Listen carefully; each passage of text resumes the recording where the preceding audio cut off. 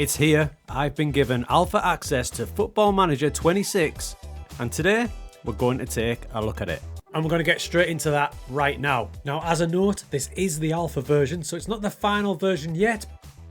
And today, for the first part of the video, I'm going to concentrate on the thing that excites me the most, and it's that brand new tactics screen. And at the end of the video, I'll let you see all the other stuff that's going on in Football Manager 26. Right, come on then. So for this video, we're going to be taking charge of Nottingham Forest. That doesn't matter, but it just gives you a nice little overview of what the landing screen's going to look like when you first get here. More of that later. So there's your squad screen, and then you'll see up here, tactics. Now you can click on any of these and it'll take you direct to that part of the game. So we'll click on tactics, and that's going to let us start building our tactic. Now this looks pretty familiar, doesn't it? You've got all the tactical styles down one side, and they are the same as FM24, so you'll be familiar with that. But you'll notice on the other side of the screen, we're going to have to create another formation, which is the out of possession stuff. And in tomorrow's video, I'm going to really drill down on that and see how that can affect your team. Today though, it'll be mostly on the in possession stuff and the amazing way that the visualizer is going to completely change the way you set up your tactics. So I'm just selecting a preset for now to work off vertical tick attacker. Again, it's pretty familiar to what you're used to, but what I will say about this updated version is, for people who want to build their tactics, you can see down here, it gives you a lot more feedback of the positives and the minuses of each setup, and actually tells you down here the main team instructions that you will be preset to use in both in possession and out of possession. You get some suggested ones here, but if you want to branch away from that, you just simply press the All tab and you'll get all the ones you can select. But for the sake of this, I'm just going to set up in a 4-3-3 for the time being. Then it'll go to your out of possession. Again, it's going to give you some recommended ones there. You can go exactly the same in a 4-3-3, but obviously this is where it gets pretty funky because you can completely change the way you defend. If you don't want to defend in a back four, for example, you can say, bang, I want us to drop in a back five, but we will worry about that later. But I will tell you this, it's very, very cool what you can do. And then you are landed on your tactics screen. It looks, again, pretty familiar, just all kind of zooped up and kind of blinged up, but the top three buttons here will be where it all changes. So you've got in possession there, you've got your combined there, which does exactly what it says on the tin. It puts them both together into your positions and roles. You can see there winger and TCF, which is his in possession and his out of possession. And if you look closely, you'll see the little movement icons, which will kind of tell you what he does in those player roles. More of that in a bit. In possession there and out of possession there. Now, if you want to completely have a look at an overview, you can press both and it'll give you that there like that, so you can have full control over what you're doing. But in today's video, I'm going to concentrate on the in possession, and this right here is the best thing, I think, that's been added to the game. Back in the day, if you're old like me, in the Championship Managers, I can't remember what version it was, but we had a version of this, but it wasn't as sophisticated as this one is. This is going to change the way you set your team up. And for people who struggle a bit, not knowing the consequences of your actions and where you're going to put players, how you're going to make them play, this will give you the consequences, both positive and negative. So I've just picked a quick team and put them in some player roles just to show you what I'm talking about. You can see we've got a variety across there. This one here is a playmaking wing back. We've got Zinchenko playing. Murillo here is playing as an advanced centre back. So this is all going to be interesting stuff when we get to that visualizer. So if we concentrate on those two roles and how they're going to interact with this tactic, you can see you've got a deep line playmaker in the defensive midfield zone there. If we go to the visualizer, now we can see in possession we're going to focus on today. You can see if we click here, this is the position they will be in when you've got the ball in this area. So let's say the goalkeeper's got the ball, he's got his centre back spreading like that, and he's got his DLP. You'll notice the wing back's getting quite high up. As we move the ball forward into the DM zone, that's where everything starts to change. Now, because we've got a playmaking wing back, he cuts inside alongside the deep line playmaker, which does then restrict the movement of the advanced centre back. If this player was a normal wing back, this advanced centre back would be moving forward. Let's check that out now. So there's Zinchenko as a wing back, a traditional style wing back if you like, hugging the touchline. Watch what it does when we go to the visualizer to the advanced centre back. We go to the visualizer, we go to that same area of the pitch, and as you can see, he now moves forward with Zinchenko on that side of the pitch. And for me, this is the coolest thing about this, because it's going to help people build the tactics, because now I know that when I've got the ball here, my wing back's going to be high up and my advanced centre back will also be high up, which will mean that my centre back's going to be by himself. And if you go even further higher up, you can see he's proper marooned. We're going to be an attacking threat, but if we get caught in the counter-attack, we are in big time trouble. And you can do that in any area of the pitch. There's the top right-hand corner. You can see we've still got an advanced centre-back high up. Left-hand corner, we drop all the way back down to the right. Down here, they get back into somewhat of a shape. So your defensive third, they are in some sort of a shape, but as soon as you start attacking and progressing the ball, that's when things start to move. So this for me is taking away a lot of the guesswork when you're doing player roles. Will they go there or will they stay back? Now we kind of know. So my plan is to go more in depth on the out of possession stuff tomorrow, but a little sneak preview today is you can go quite experimental with your in possession stuff because you can rely on the fact that you know how your team are going to defend in out of possession. I've got them here as a 4-4-2. If you look at the in possession, in fact, let's get them both up. So you can see the in possession. If we lose the ball, say up here, then Hudson-Odoi will move straight back into the left-hand slot, and the vacant right-hand slot, my central midfielder is going to jump over there, with the attacking midfielder dropping next to Douglas Luiz. So in effect, I'm defending in a 4-4-2. So I know if I've got my 4-4-2 set up, I can pretty much get experimental in possession. There is one caveat, however. If I move a couple of players around here, so let's move Hudson-Odoi over there, you'll notice the big warning sign appears out of nowhere.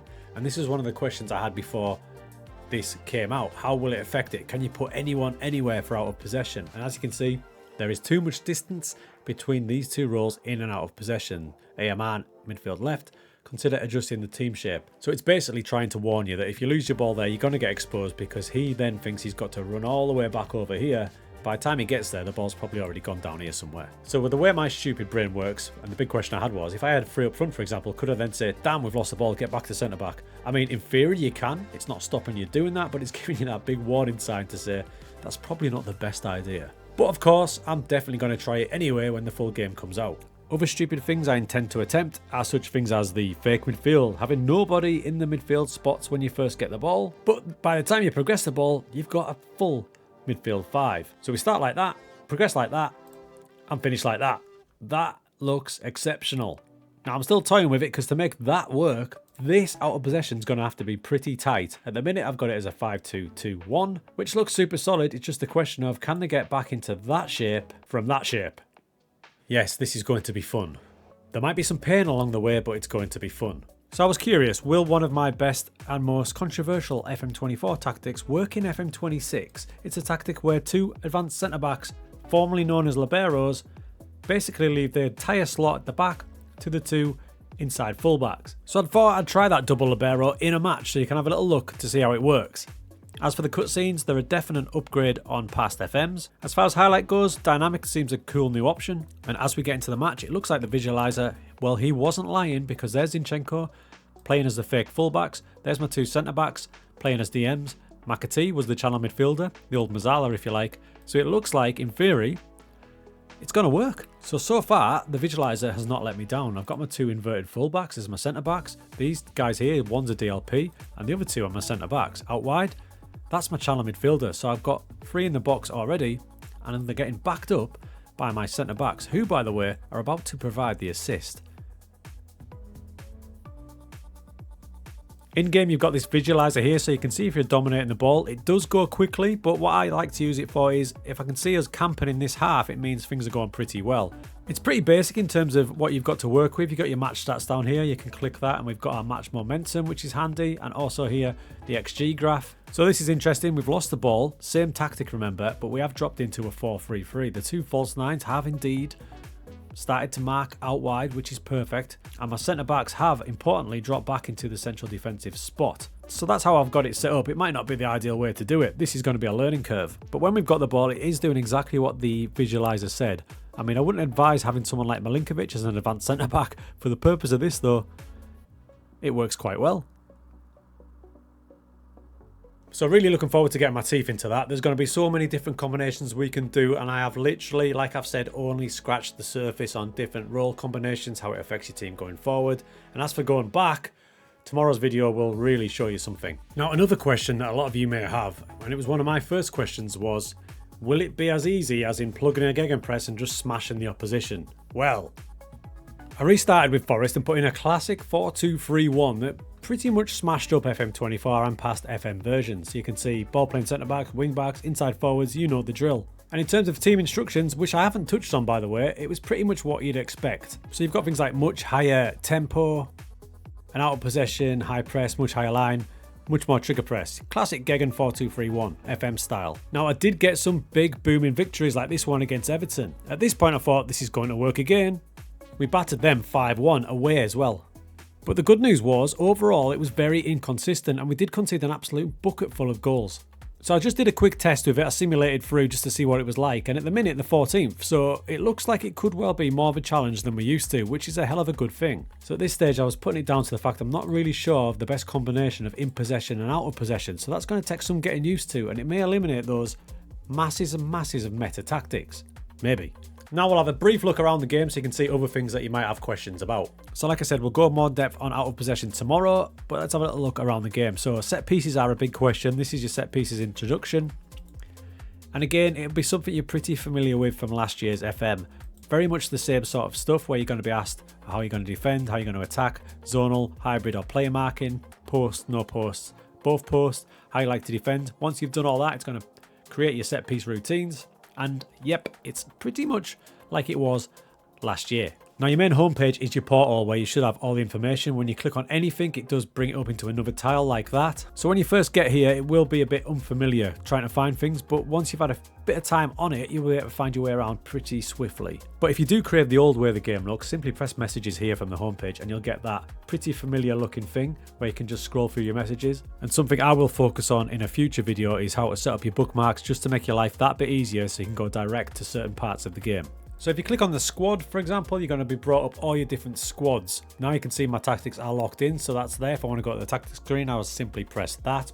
First team, we'll focus in on your first team. Looks pretty familiar, doesn't it? It's just got a new coat of paint, if you like. And you've got your youth teams down here, your under 21s, your under 18s. Then you can also go to your training centre. As for training, again, no big upheaval here. When we click on that, you can see it's pretty much what you're used to. So this is the recruitment screen as well. It looks like all on there, different tabs. So you can click on that and it'll take you to your player database search, for example. Go back and you've got your transfer activity, so your ins and outs. One thing I do like on this screen is the contracts tab. You can see here, it tells you how many players are soon to be out of contract. So I've got 26 players within 6 to 12 months of expiry, so that's a good little reminder. So if you need to act on that, you just simply click on that and that contract screen will come up. If you're someone who likes to use the squad planner to plan your transfers, again, click on that and away you go. So basically any of the tabs up here, such as match day, all this information here is also on this screen here for you to tap into, back out of, have a little look around.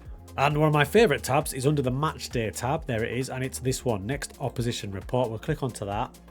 You get your overview initially, but the tab that I like is the one I was just on, the formation analysis, and it gives you what they've been playing and what they've been playing out of possession, and it gives you the frequency that they're playing it. So I can see West Ham are predominantly using a 4-2-3-1. Sometimes they do drop into a 5, maybe when they're trying to hold on to a lead, or a 4-3-3, and out of possession they're rocking a 4-4-1-1. And that's pretty common what I've seen playing through the game. A lot of teams play either the 4-4-1-1 or the 4-2-2-2 in out of possession. They do drop into that quite a lot. You've also got your usual stuff on there, like where they score their goals and what their set pieces are like, and your overall team analysis. Data's not available yet because I'm still early in the season, but that page there, the next opposition report, is a nice one. I like that. And by the way, a little update on the double advanced centre-back tactic. It's doing okay. Undefeated so far, drawing all over the place, but look at this match against Brentford. I mean, we absolutely battered them. 74% possession, but we couldn't quite get it over the line. So it is mad, but it's good to know that it might work. I think I just need to get the out of possession stuff right. I'm not sure what to do yet. We're going to go into that tomorrow, because as you can see, the WOW role is a wide outlet winger. So we'll go through some of those tomorrow on tomorrow's video, and we'll see if we can get this tactic a little bit more solid, because in possession, it's completely battering opposition in terms of possession.